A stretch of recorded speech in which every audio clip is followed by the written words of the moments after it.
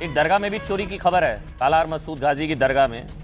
तो अब मौलाना बनेंगे, अब तो उम्मीद कर रहे हैं हम आपसे।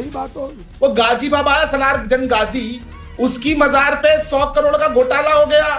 तो यदि उनके ऊपर इस प्रकार का नुक्कड़ नाटक करते तो पता है क्या आवाज आती? सर तन से जुदा। बात तो सही है। ये क्या ड्रामा हो रहा है और आपकी पार्टी इसमें सबसे बड़ा लीड रोल ले रही है।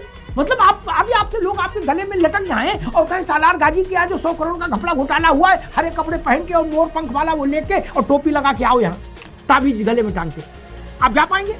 नहीं। अगर नहीं तो गरीब की गाय समझते हो क्या आप लोग यार सनातन को? दुबे जी, हमने पेटी रखी, पेटी में पैसा डाला जो और पैसा वो गायब हुआ, तो वो तो हम सिंबॉलिक बता ही सकते हैं ना। एक ऐसी पेटी सालार की दरगाह के लिए भी रख दो यहाँ कल, नहीं साहस है ना, मार दिए जाओगे यार, इतने बड़े दादा पहलवान थोड़ी ना हो, सब तन से जुदा हो जाएगा। जो व्यक्ति अपने घर की महिला की इज्जत न संभाल पाए उसे नपुंसक कहते हैं। वही नपुंसकता, वही नकारापन समाजवादी पार्टी के सारे नेताओं में है। तो हेलो दोस्तों, नमस्कार, जय श्री राम। दोस्तों आज की एक और डिबेट वीडियो काफी शानदार होने वाली है, क्योंकि आज के डिबेट में हमें देखने को मिलने वाले हैं देश के वरिष्ठ पत्रकार अमिताभ अग्निहोत्री जी। दोस्तों आज के इस डिबेट में अमिताभ अग्निहोत्री जी ने पप्पू यादव और समाजवादी पार्टी के प्रवक्ता को डिबेट में अच्छे से लताड़ा है, जिसे आज के इस डिबेट में हम लोग देखने वाले हैं। तो दोस्तों आप लोगों से अनुरोध है, आज के इस डिबेट में आप लोग शुरू से लेकर अंत तक बने रहिएगा और पूरे डिबेट को ध्यान से सुनिएगा।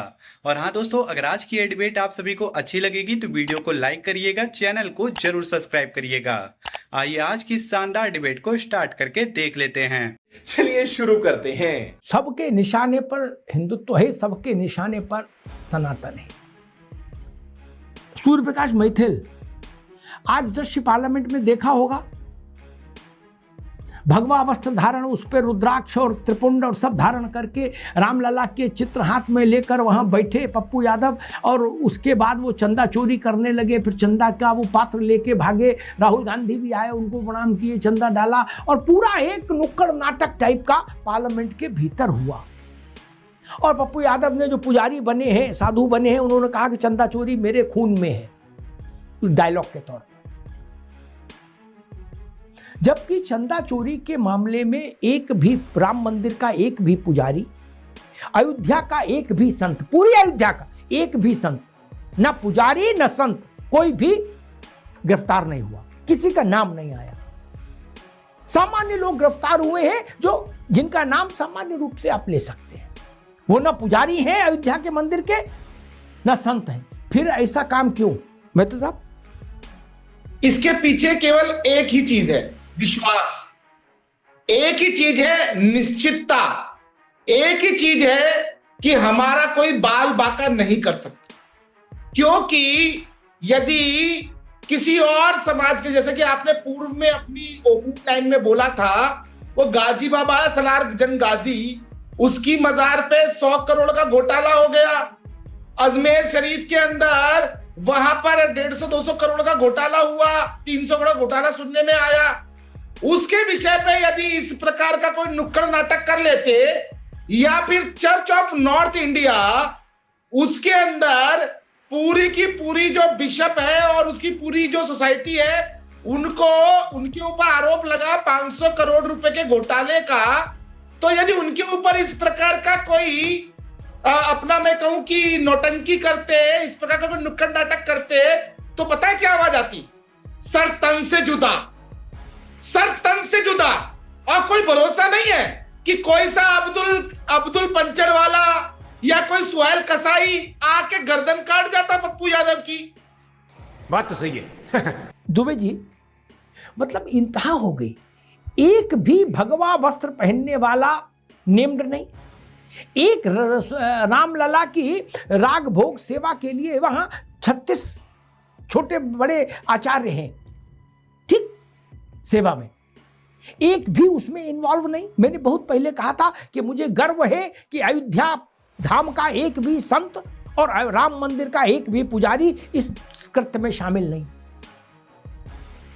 ये क्या ड्रामा हो रहा है और आपकी पार्टी इसमें सबसे बड़ा लीड रोल ले रही है। मतलब आप अभी आपसे लोग आपके गले में लटक जाएं और कहें सालार गाजी के यहाँ जो 100 करोड़ का घपला घोटाला हुआ है, हरे कपड़े पहन के और मोर पंख वाला वो लेके और टोपी लगा के आओ यहाँ, ताबीज गले में टांग के, आप जा पाएंगे? जा पाएंगे? नहीं।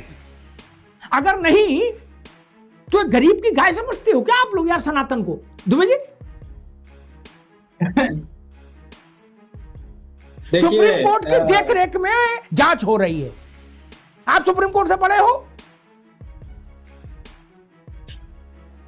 या तो एक बार समाजवादी पार्टी ये तय कर दे कि हम सारे धार्मिक स्थलों पर होने वाले इनमें वैसा ही नुक्कड़ नाटक करेंगे, तो मैं आपके समर्थन में आ जाऊंगा। ये बड़ी अच्छी बात कही आप। देखिए अग्निहोत्री साहब जी, पप्पू यादव मेरी पार्टी से नहीं है, वो कांग्रेस समर्थित हैं, उनकी वाइफ कांग्रेस में है, तो वो क्या करते हैं हमें उससे लेना देना नहीं। पप्पू उस फिल्म का एक किरदार है, बाकी 11 किरदार आपकी पार्टी के थे। नहीं सुनिए, तो इसीलिए तो सुनिए, हमने कोई ऐसा काम किया हो जो इस तरीके से आप बता रहे हैं। हाँ, हमने पेटी रखी, पेटी में पैसा डाला, क्यों, और पैसा वो गायब हुआ, तो वो तो हम सिंबॉलिक बता ही सकते हैं ना, उसमें तो कोई हमने किसी का सनातन का अपमान नहीं किया या पुजारियों का अपमान नहीं किया। एक ऐसी पेटी सलार की दरगाह के लिए भी रख दो यहाँ कल मंडे को। नहीं अरे तो पेटी को ये पेटी चाहे उसके दरगाह पे हो या मंदिर में हो, अरे दरगाह लिखो ना उस पर, और हरे रंग के कपड़े पहनो, सफेद टोपी लगाओ। नहीं, मैं देखिए मैं इस बात को लिए क्या, तो मेरी पार्टी ने इस तरीके का कोई स्टेटमेंट दिया हो तो बताओ पप्पू यादव का समर्थन इस तरीके से अरे कि नहीं? आपकी पार्टी उस फिल्म में सह अभिनेता है।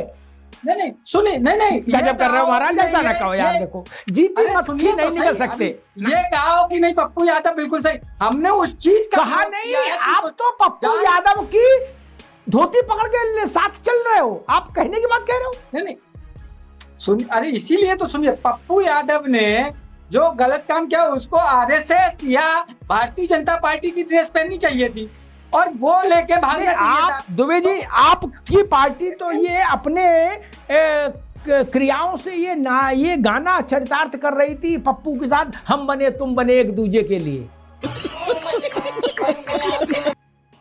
नहीं ऐसा हो भाई, यही था। हम उस पेटी को बचाने के लिए थे कि वो पेटी जो चली गई है वो बच जाती। ऐसी ही गलतियों, ठीक है, ऐसी ही गलतियों से समाजवादी पार्टी बार बार नुकसान उठाती है। कुछ दिन ठीक ट्रैक पर चलती है, फिर कोई ज्ञानी आ जाता है, उनको समझा देता है, फिर ट्रैक से बाहर हो जाते हैं, फिर नुकसान हो जाता है। आप में साहस है कि आप इस्लामिक धार्मिक केंद्रों में जो खराब चीजें हैं उन पर एक डॉक्यूमेंट्री यहां कर दो। नहीं साहस है ना, मार दिए जाओगे यार, इतने बड़े दादा पहलवान थोड़ी ना हो, सब तन से जुदा हो जाएगा। बात तो सही है। और एक बात बताएं, पिछड़ा वर्ग, दलित, गए गुजरों की लड़ाई लड़ने वाले बिल्कुल गांव गरीब, गांव ज्वार के नेता हैं अवधेश प्रसाद, वो जन्मदिन कहां मनाते हैं? ताज में। आप समझ रहे हैं, रेडिसन में भी नहीं, देश के सबसे महंगे होटल में नहीं, ताज में। अरे लड़के बच्चे मनाए, समझ में आता है। ये तो कहते हैं कि हमने तो जिंदगी भर अपमान सहा है, पानी नहीं पीने दिया हमको, हजारों साल भी नहीं पानी के रहे क्या, अब वो ताज में पानी पीने जा रहे हैं। दुबे जी समझ रहे हैं ना, ताज में जहां 800 रुपया की एक प्याली चाय मिल रही है, वहां जन्मदिन मन रहा है। जनता माफ नहीं करेगी। अभी प्रताप जी, बात ये चल रही थी कि जो आज ड्रामा हुआ, जिस ड्रामे में राहुल गांधी ने भी मेहमान कलाकार की भूमिका निभाई, गेस्ट अपीयरेंस दी, तो राहुल गांधी का मतलब हाथी के पांव में सबका पांव। जब अयोध्या के चंदा चोरी, चढ़ावा चोरी प्रकरण में एक भी साधु, एक भी गैरिक वस्त्र धारण करने वाला, एक भी रुद्राक्ष धारण करने वाला संत, पुजारी, पुरोहित शामिल नहीं था, तो ये ड्रामा क्यों हुआ? अमिताभ जी, ये ड्रामा नहीं, ये सच का प्रदर्शन किसी नाट्य मंचन के माध्यम से इसलिए किया गया कि ये भारतीय जनता पार्टी की सरकार यही भाषा समझती है। भगवान राम सनातन और हिंदू धर्म के इर्द गिर्द राजनीति की ध्रुव ध्रुवीकरण करने वाली ये पार्टी, 15 दिन में दूध का दूध और पानी का पानी करने वाली पार्टी, एसआईटी के नाम पे लीपापोती करने वाली पार्टी, बड़ी मछलियों को दिल्ली से नागपुर तक बचा करके और केवल छोटे लोगों को अपने कटघरे में खड़ा करने वाली पार्टी। आप जानिए, बनारस से लेकर के मथुरा, महाकाल और अयोध्या तक चंदा को लूटने वाली पार्टी, जमीनों में घोटाला करने वाली पार्टी, भाषा ही यही समझती है। अच्छा। तो जानते हैं, दर्द का हद से गुजरना है दवा हो जाना। आज हमने इन्हीं की भाषा में इनको बताया कि आप तो केवल बात सनातन की समझते हैं, हिंदुत्व की समझते हैं। रही बात उस वेशभूषा की, तो कहा जाता है कि उधरे अंत न हो हिनी बाहु काल ने में जिन रावण राहु। टोपी वाले इसी में तुम्हारे एक जीजा बाबा है थे। क्या? रवि प्रताप जी, आपने बड़ी अच्छी अच्छी बातें कही। उसमें मैं 2-3 बातें कांग्रेस के होमवर्क के लिए जोड़ दूं। आप भी होमवर्क करिए, पार्टी को भी कराइए। बहुत सारे ऐसे मौलाना मौलवी हैं जो बहुत ही घृणित किस्म के अपराधों में दोषी पाए गए। ठीक, बहुत सारे धार्मिक मुसलमानों के धार्मिक स्थल हैं जहां व्यभिचार की शिकायतें आई। बहुत सारे धार्मिक स्थल हैं जहां लूटपाट की खबरें हैं। अभी सालार की दरगाह पर ही मसला उठा, वहीं के लोगों ने उठाया कि 100 करोड़ रुपया का घोटाला हुआ है। भारतीय राष्ट्रीय कांग्रेस तो कभी टोपी लगा के नहीं आई कि चलो राहुल गांधी पार्लियामेंट में आज मौलाना के भेष में आएंगे। ऐसा वो वहां तो आपकी हिम्मत नहीं पड़ी ना। बस मुश्किल यही है, आप जो कर रहे हो उस पर आपत्ति नहीं, दूसरे धर्म के लिए आप ऐसा नहीं कर सकते, आप मारे खौफ के पीले पड़ जाएंगे, बस यहीं पर आपत्ति है। या तो शेर दिल बनिए तो सबके लिए बनिए, नहीं तो शांत रहिए। इसलिए मैंने ड्रामा कहा। आप ऐसा मुसलमान धार्मिक स्थलों को लेकर कभी नहीं कर सकते, किसी सूरत में नहीं कर सकते। ये बड़ी अच्छी बात कही आप दरअसल सनातन की उदारता का लाभ लेना चाहते हैं राजनीति के लिए। अब मेरे को ऐसा लगता है कि यदि पप्पू यादव ईमानदारी से केवल चढ़ावे के ऊपर जो भी अपराध हुआ उसको उजागर करना चाहते थे, तो उससे पहले मुस्लिम समाज में इतनी कुरीतियां थी। हलाला होता था, ससुर बहू का हलाला कर लेता था, देवर हलाला करता था। कभी उस विषय को इन्होंने संसद में उठाया क्या? मुता निकाह होता था क्या? उस विषय को यहाँ पे इन्होंने उठाया क्या? लगातार तलाक तलाक तलाक होता था, उस विषय को उठाया क्या? एक मौलाना ने अखिलेश यादव जी की धर्मपत्नी आदरणीय डिंपल यादव जी को अपशब्द कहे।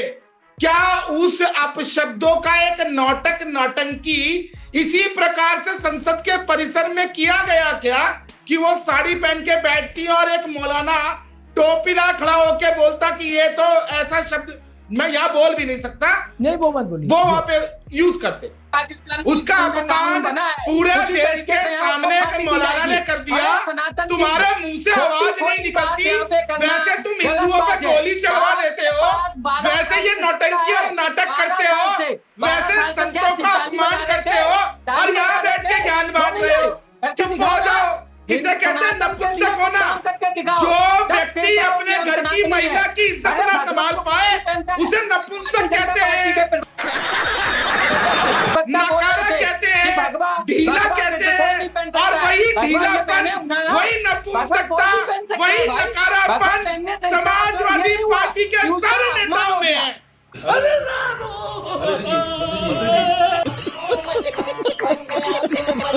हमारे धर्म ग्रंथों को जलाते हो और यहाँ बैठ के क्या बांटते हो? दुबे जी कह रहे थे कि मुकदमा लिखा दो पप्पू यादव के खिलाफ सूर्या मैथिल से, तो मैं कहूंगा कि पप्पू यादव के खिलाफ नहीं, उस नुक्कड़ नाटक में जितने लोग शामिल थे सबके खिलाफ मुकदमा लिखाओ भैया। पिक्चर में तो सब शामिल हो, इस सिनेमा में तो सब शामिल हो, राहुल गांधी से लेके अवधेश प्रसाद तक सब शामिल है। तो जितने भी लोग इस पूरे प्रकल्प में शामिल थे सबके खिलाफ मुकदमा दर्ज कराया जाना चाहिए। ये कैसे हो सकता है कि हिंदुत्व का अपमान करके आप 2 बटन खोल के घूम भी लो? ये बड़ी विचित्र स्थिति है। मजा आया, और मैं ये जो मजा है हिंदुस्तान के हर व्यक्ति को देना चाहता हूं। दोस्तों आज का ये डिबेट यहीं पे खत्म हो चुका है। वीडियो में अंत तक बने रहने के लिए आप सभी लोगों का धन्यवाद। तो दोस्तों आज के इस डिबेट के बारे में और अमिताभ अग्निहोत्री जी के बारे में आप सभी का क्या राय है, आप लोग अपनी राय वीडियो के कमेंट बॉक्स में हमें जरूर बताइएगा। और हाँ दोस्तों, अगर आप सभी को ऐसी डिबेट वीडियो देखना पसंद है तो आप लोग हमारे वीडियो को लाइक करके चैनल को सब्सक्राइब कर दीजिए, क्योंकि हमारे चैनल पर आप सभी को ऐसी शानदार डिबेट डेली देखने को मिलती रहेगी। और आप लोगों से एक अनुरोध है, इस वीडियो को ज्यादा से ज्यादा मात्रा में सभी तक शेयर कर दीजिए ताकि सब तक ये वीडियो पहुंचे और सब लोग इस वीडियो को देख सकें। आप सभी लोगों से हम जल्दी मुलाकात करेंगे एक और शानदार डिबेट के साथ। तब तक के लिए आप लोग अपना और अपने प्यारे परिवार का ध्यान रखिए। जय हिंद, जय भारत, वंदे मातरम, जय जय श्री राम।